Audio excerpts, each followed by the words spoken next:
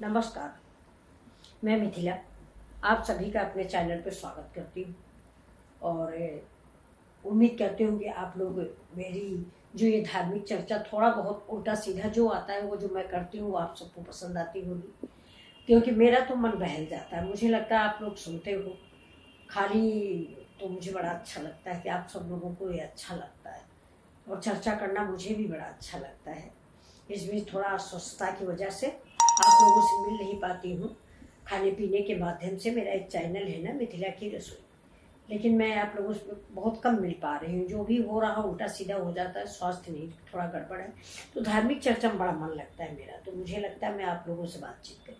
तो चलिए, आज मैंने कृष्ण और अर्जुन के विषय में कुछ बातें की थी, गर्व घमंड इसके विषय में, कि घमंड जो है आदमी के जीवन का सबसे बड़ा पाप और पातक है, विनाश करने वाला है।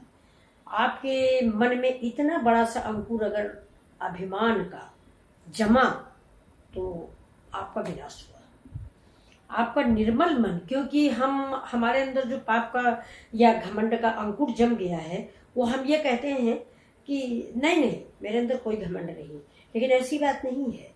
आप ऐसे करके देखिए, मैं आपको इसको बताऊं, आप अपनी परीक्षा स्वयं ले सकते हैं, भगवान को लेने की जरूरत नहीं। आप अपनी परीक्षा स्वयं लीजिए कि आपके अंदर कितना घमंड है और कितना अभिमान है। देखिए, आपका कोई भी व्यक्ति अगर इतना सा भी कोई बात आपको बोल देता है, कि जैसे किसी ने मुझसे बोल दिया, कि जैसे मान लीजिए छोटी सी बात है, आपसे मैं बात कर रही हूँ, इसी के लिए मुझसे किसी ने कह दिया कि क्या बोलती हो, उल्टा सीधा बोल देती हो, अच्छा नहीं लगता, ऐसे मत बोला करो। या मेरे नाते रिश्तेदारों को इतराज होता है कि ये सब क्या है, बवाल करती रहती हूँ बैठे बैठे, तो मुझे देखिए कितना बुरा लगेगा। इसका मतलब कि हम अभिमानी हैं, तभी तो मुझे किसी के बात का बुरा लगा, नहीं तो मुझे तो किसी का बात का बुरा नहीं लगना चाहिए। साधु संत महान आत्माएं मान अपमान से परे होती है। भगवान क्या है, भगवान क्यों, उनको भगवान होता क्या है, कुछ नहीं होता। भगवान तो हम आप भी हो सकते हैं ना, लेकिन कैसे भगवान हुए? भगवान मान अपमान से बहुत ऊंचे हैं। ये देखिए, अभी आप खुद देखिए, मैं खुद कहती हूँ कभी कभी गुस्सा आ गई, कुछ हो गया, भगवान ने मेरे लिए क्या किया। अब भगवान नहीं गुस्सा है कि जो दिए वो छीन ले, बहुत कुछ दिया है, वो गुस्सा हो जाए ना। जैसे हम आम पब्लिक क्या है, आम आदमी क्या है, उसने सोचा इस आदमी के साथ मैंने इतना किया, इसने मेरे साथ क्या बुरा किया, आगे से इसके साथ मैं अच्छा नहीं करूंगा। लेकिन भगवान तो ऐसा नहीं सोचते, वो आपको दे रहे हैं दे रहे हैं दे रहे हैं, आपका भला ही कर रहे हैं। जैसे आप अपने बच्चे के लिए परेशान हो, शराबी है, गंजेड़ी है, कैसा भी है, लेकिन आप खाना बना, ये जो मेरे यहाँ एक प्रकाशा आती है, उसको मैं आप लोगों से इंट्रोड्यूस करवाई हूँ। इसके हस्बैंड नगर पालिका में काम करते थे, एक्सपायर हो गए, उसी जगह पे ये काम करने लगी, लेकिन पेंशन या तनख्वाह कुछ नहीं मिलती, उन्हीं घरों में पकड़ लिया इसने काम हुआ। तो अब सफाई का काम होता नहीं, लेकिन ऐसे वे गरीब है, तो जिसके घर जाती है वो खाना पीना कपड़े लगते, सभी लोग दयालु हैं, सब इसकी मदद करते हैं, क्योंकि इसकी सर्विस पे पेंशन नहीं है गवर्नमेंट में, या कोई सपोर्ट करने वाला भी नहीं था, ये बात भी है नहीं, अब तो हो गई है, अब मिल जाता। तो इसके एक बेटा है, लेकिन बहुत बड़ा ड्रिंकर है, मतलब बहुत ज्यादा शराब पीता है, लेकिन फिर भी ये मेरे यहाँ आएगी तो अगर 4 रोटी दो तो 2 रोटी लपेट लेती, 2 रोटी और सब्जी लपेट के दुपट्टे में बांध लेगी। पूछो ये क्यों ले जा रही हो, अरे वो बेटा है। जबकि हम सभी लोग कहते हैं कि जवान है, 30 साल का है, उसके लिए क्यों परेशान। लेकिन माँ है ना, नहीं मानता जिसका दिल, वो ले जाती है। एक दिन भी वो नहीं पीता तो वो कहती है अरे आज नहीं पिया है। तो वही नहीं, हम सब माँ हैं, और भगवान भी माँ बाप दोनों हैं। तो वो हमारी किसी भी क्रोध का, जैसे मैं छोटी बात बताऊं आपको, आप गुस्सा होते हैं, मैं गुस्सा, छोटे बच्चे को किसी से भगवान करे, कभी कभी मुंह से निकल जाता है, आप माने या ना माने, कि मर जाए तो बच जाए, लेकिन क्या भगवान ने सुना ये बात? अगर सुन ले तो मैं उसी समय मर जाऊं या मेरा बच्चा मर जाए, लेकिन ऐसा तो नहीं होता, क्योंकि भगवान जानते ही ना कि अभी ये तनी देर में हाथ पैर जोड़ना शुरू हो जाएगा। तो वो वही करते हैं जो मेरे हित में, मेरा अहित वो कभी नहीं करते, वो हित में करते। उन्होंने खुद ये बात कही है कि आप निर्मल मन से मेरी प्रार्थना करिए, गर्व घमंड अभिमान मेरा तेरा मैं शब्द ही भूल जाइए, हम शब्द भूल जाइए। और वो भूले, भगवान भूले। आप मंदिर में जल चढ़ाए तो आपके हैं, नहीं चढ़ाए तो आपके हैं। 9 दिन का मैं व्रत नहीं हूं तो भी माँ की रक्षा है, हूं तो भी मैं माँ की रक्षा है। कभी किसी ने आज तक मुझको ये नहीं बताया कि नहीं मैंने फास्ट नहीं किया था, भगवान नाराज हो गए, शाम को ऐसा हो गया। नहीं ऐसा होता है ना, ये तो आप सभी लोग जानते हो कि ऐसा नहीं होता। तो हमें तो भगवान तो ऐसे है नहीं कि हम व्रत करें पूजा करें, लेकिन वो हमसे ये बात कहते हैं, वो कहते हैं, या मतलब है जैसे तुलसीदास जी ने कहा उन्हीं की जबान में कि निर्मल मन जन सो मोहि पावा, मोहि कपट छल छिद्र न भावा। मतलब जो निर्मल मन का है, जिसके मन में ये नहीं है कि मैं बड़ा हूं या छोटा हूं, या ऊपर से खाना दे रही हूं प्रकाशा को, अंदर से सोच रही हूं कई रोटी रोज देती हूं, तो ये निर्मल मन नहीं हुआ, ये तो छल छिद्र वाला मन हुआ, प्रपंची मन हुआ कि मैं कर भी रही हूँ, मन में सोच भी रही हूँ रोज इसको मैं रोटियां दे दूं, क्यों दूं, इतना महंगा आटा ये है वो। लेकिन भगवान क्या कहते हैं कि निर्मल मन वो है कि जिस दिन नहीं है उसको सीधे कह दो कि प्रकाशा आज रोटी नहीं है, लेकिन निर्मल मन से है तो दो। तो वो क्या कहते हैं, निर्मल मन जन सो मोहि पावा, और मोहि कपट छल छिद्र न भावा, कि हमको कपट छल नहीं भाता, कि आप घुमा के पूजा करो, घुमा के बात करो, वो आदमी मुझे नहीं पाता, वो चाहे जितना कहे वो मुझको नहीं पाता। ये भगवान की बात है। इसी संदर्भ में मैं आपको एक छोटी सी कथा सुनाऊंगी।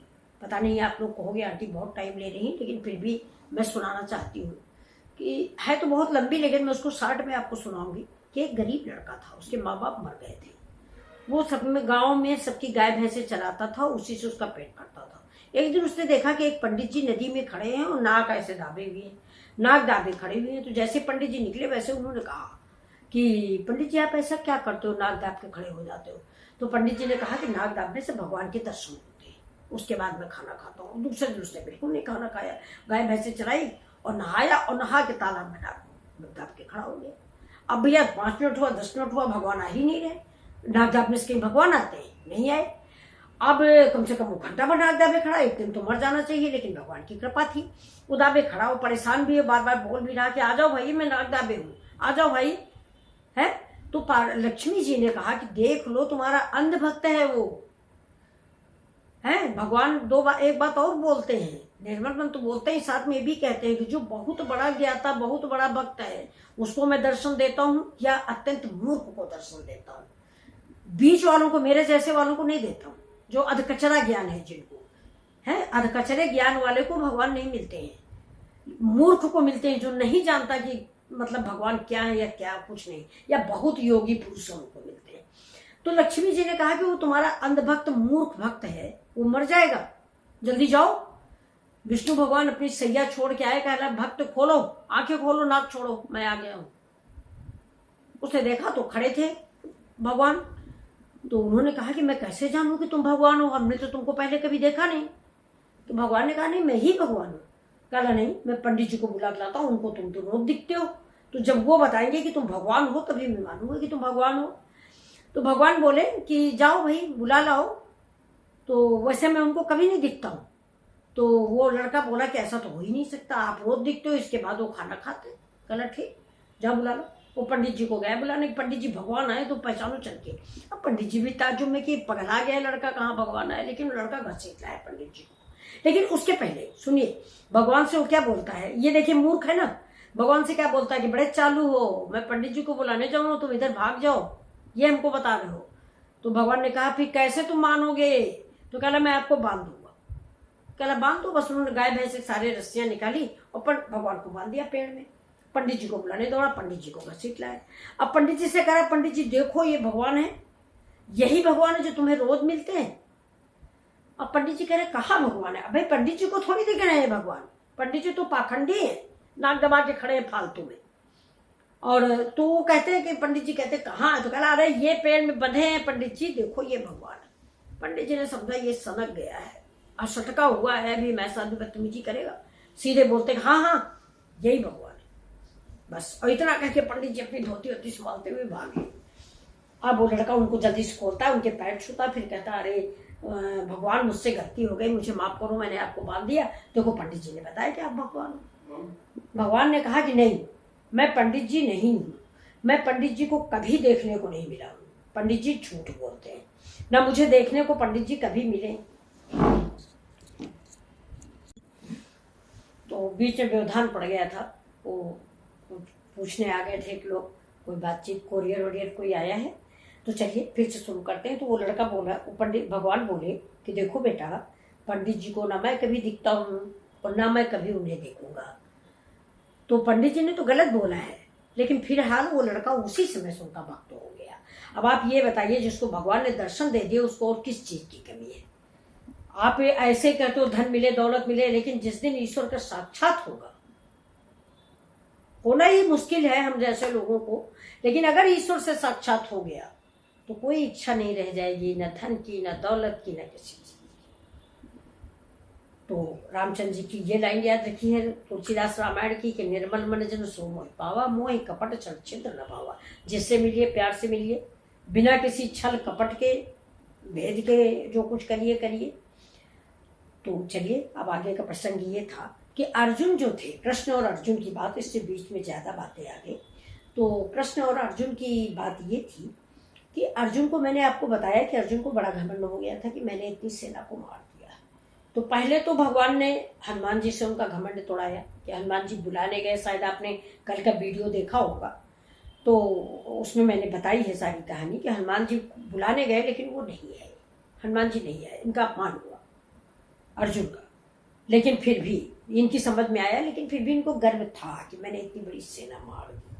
अब श्री कृष्ण ने क्या किया कि कैसे इनका घमंड खत्म करे, क्योंकि वो गर्वहारी है और साथ में वो अपने भक्तों का भला भी करते हैं। और अर्जुन उनके बहुत बड़े प्यारे थे और बहुत बड़े भक्त थे, उनके भागोई भी थे, सुभद्रा को उन्होंने ब्याहा था। तो उन्होंने कहा कि क्या किया जाए। तो जब इनके परिवार को श्राप मिला था, ये सब आप जानते ही हो कि आपका बध, जो औजार तुम लोग पेट में बांध के आए हो, इसी से आप लोग मर जाओगे। तो इन्होंने, भील लोगों ने इनके यहाँ आक्रमण कर दिया। भील एक जात होती, जंगली जात, कोल भील, उसने आक्रमण कर दिया। सोचो कि भगवान के घर में उसने आक्रमण कर दिया, भगवान के फैमिली के ऊपर आक्रमण कर दिया। लेकिन क्यों? मथुरा पे आक्रमण किया है, लेकिन क्यों? वो चाहते हैं कि ऐसा हो, श्राप को सही करना है उन्हें, इसलिए उन्होंने कहा ऐसा हो, और इधर अर्जुन को भी ठीक करना है। तो उन्होंने क्या किया कि सारी गोपिकाओं को अर्जुन को कह दिया कि अर्जुन, इन गोपिकाओं को ले जाओ और सुरक्षित स्थान पे पहुंचा दो, द्वारका पहुंचा दो या कहीं पहुंचाओ, सुरक्षित स्थान पे पहुंचाओ, यहां मैं युद्ध कर रहा हूं भीलों से। अर्जुन ने कहा ठीक। अर्जुन उन सारी गोपिकाओं को लेकर चल दिए। तो क्या हुआ है आगे? आगे भीलों ने अर्जुन को घेर लिया कि गोपिकाओं को नहीं ले जाने देंगे, तो हम लोग इनसे शादी करेंगे, इनको सबको ले जाएंगे। और अर्जुन पराजित हुए, गोपिकाएं सारी भील ले गए। अर्जुन पराजित हो गए, किससे? भीलों से। कहा दुर्योधन जैसे, कर्ण जैसे, भीष्म जैसे, द्रोणाचार्य जैसे, अश्वत्थामा जैसे बहादुरों से जीते, और कहा भीलों से हार गए। तो किसने चाहा भीलों से हार जाओ? उन्होंने चाहा ना, श्री कृष्ण भगवान, ये जो बैठे हैं, इन्होंने चाहा कि तुम्हारा घमंड खत्म हो, नहीं तो तुम मुझे नहीं पाओगे। वो चाहते थे कि ये मुझे पाए। अच्छे व्यक्ति हैं, अच्छा व्यक्तित्व है, अच्छे धनुर्धारी हैं, इनके अंदर घमंड आया तो इनका विनाश हो जाएगा। तो इसके बाद फिर इसमें अर्जुन आए बताए कि भाई वो तो जीत लिया उन्होंने, सब भील उठा ले, छीन लिया गोपिकाओं को उनसे। तो कृष्ण भगवान कहे ऐसे कैसे तुम इतने बड़े धनुर्धारी, 18 अक्षौणी दल तुमने मार दिया।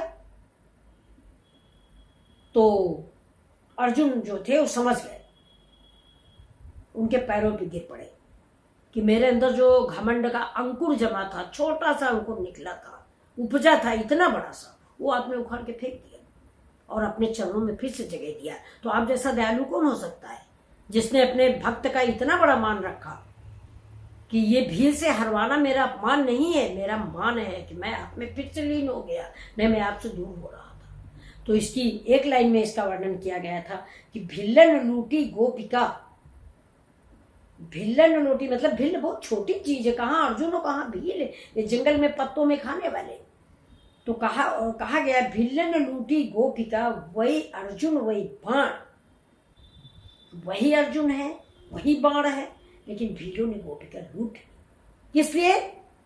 ये चाहते थे कि तुम्हारा अपमान, तुम्हारा घमंड दूर हो जाए। अपमान नहीं था, वो तुम्हारा घमंड दूर हो जाए, ये वो चाहते थे ना। वो उनका नाम गर्वहारी है, इस चीज को आप याद रखिए। अगर आप उनके सच्चे भक्त हैं ये भी आप एक परीक्षा लीजिए। अगर आप भगवान के सच्चे भक्त हैं तो आप अगर आपका बुरा हो रहा है तो ये समझिए कि वो आपके लिए कुछ अच्छा सोच रखे हैं।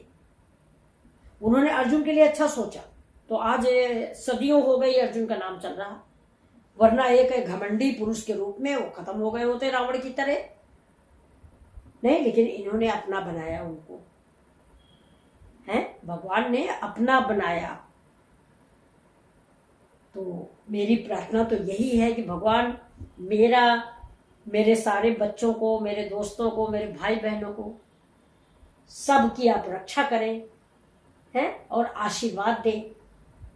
श्री कृष्ण भगवान आप, माता रानी से प्रार्थना है कि जो भी गलतियां, जो भी त्रुटियां हुई हो, मेरे इस बोलने में भी अगर कुछ भी गलती है तो मेरे लिए आप लोग भी भगवान ही हो, आप लोग क्षमा करें और माफ करें।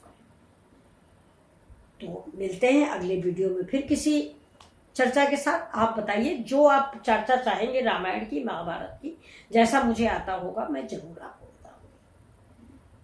बस इसी उम्मीद के साथ कि भगवान की शरण में रहिए। और दूसरी बात, आजकल भगवान सामने नहीं आते, भगवान माँ बाप में बसते हैं, भगवान दुखी गरीब में बसते हैं।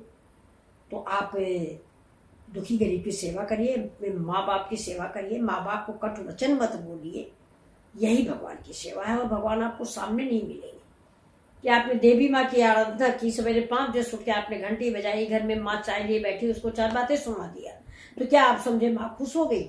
नहीं, वो जगत जननी है, वो नहीं खुश हुई।